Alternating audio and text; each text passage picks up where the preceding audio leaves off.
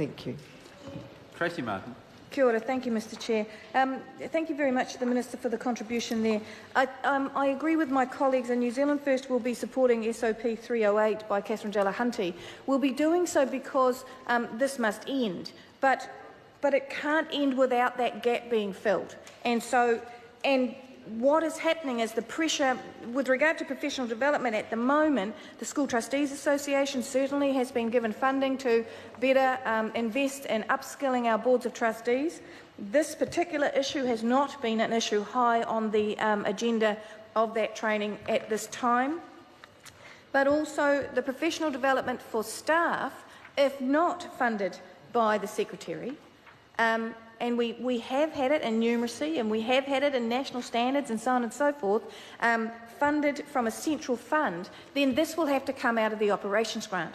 And that's just another stretch on the operations grant. So New Zealand First will definitely be supporting Supplementary Order Paper 308 because it must end. But if I understood the Minister correctly, and I absolutely believe, if I'm right, what we're saying is that a teacher can place a student inside a timeout zone and make a statement like, when you've calmed down, you can come and see Mrs. Kelly at reception.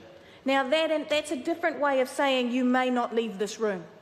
Do you see what I mean? And that's the sort of professional development. I know it might seem minor, but it may not occur to a person in the instance of aggression or the high tense, and when a teacher's got 30 other students over there and trying to deal with this. So if we can give guidance to teachers and give professional development around this concept to teachers, then we need to do so rather than just removing what has been a terrible practice to date. Also, the boards of trustees, this would come under their discipline policies. This is part of the area where boards of trustees needs to be upskilled around their own policy around discipline, because the seclusion laws that are here now should be included inside the discipline policy so that they make it clear that it is not available. But they outline clearly how time out as opposed to a Kiwi suspension. Because now what we've got is we've got those two things working parallel. We all know that a Kiwi suspension is not appropriate, because, and it's outlined in the Youth Law Discipline Procedures booklet, but we're talking time out. How do boards of trustees, particularly new boards of trustees, understand that to be the case? How are they going to recognise the difference, and how will they realise their responsibility about professionally developing their staff? So we support that SOP. I'm now going to come back to SOP 298, which is an SOP in my name that removes the capacity of the Minister to appoint a trustee as a presiding trustee. So I come back to the question that I was asking previously wrongly in the last theme. So New Zealand First has no argument whatsoever about the ability of the Minister to appoint a trustee onto the Board of Trustees as an early intervention model. We understand that, absolutely get it. But why, as the Chair? As I mentioned before, the Chair, and I've been the Chair for many, many years of Maharangi College, as the Chair, I had no greater status than any other member of the Board.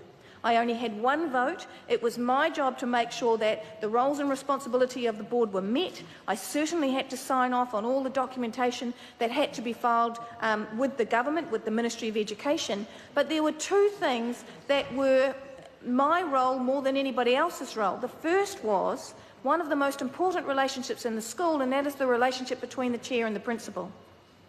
And the concern is that the reason why the Minister or her officials have suggested that the Minister be able to appoint the chair is to take control of that relationship.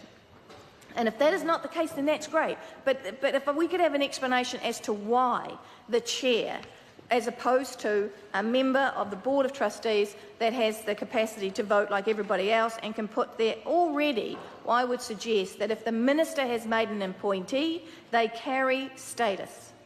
They carry status. They would have an effect on the conversations around the table. The other thing the chair is the voice to the media. So they actually then, when an incident happens inside the school, the general practice is that the principal is the day-to-day manager of the school and normally would be the first to comment to the media. But it is, Mr. Chair, Tracey Martin. But it is the Board of Trust, the chairman or the chairperson of the Board of Trustees' role to then be the face of the parental organisation that actually speaks to the media next. So why the chair is the question. Can I ask the Minister also around, and we're now talking about it's Clause 81 and it's a new section 98A, the Minister may approve alternative constitution in certain cases. And this is around combining boards of state schools. There was one of the suggestions inside one of the regulatory impact statements on this particular clause was that when boards were combined by the Minister, that the makeup of the boards would become too unwieldy, and that they suggested that the principal, who is a trustee by right, the staff trustee and student trustees for secondary schools be removed to actually make any combined board more workable. So can I ask the Minister around this capacity to create alternative constitutions? What does she see that means? Does, for 4 schools or 2 schools or whatever, has she taken on board those statements inside the regulatory impact statements that suggest that the staff, principal and student voice should be removed to make these combined boards more workable? Because that would be an extreme concern to New Zealand First. Thank you. Chris Hipkins. Thank you very much, Mr. Chairman.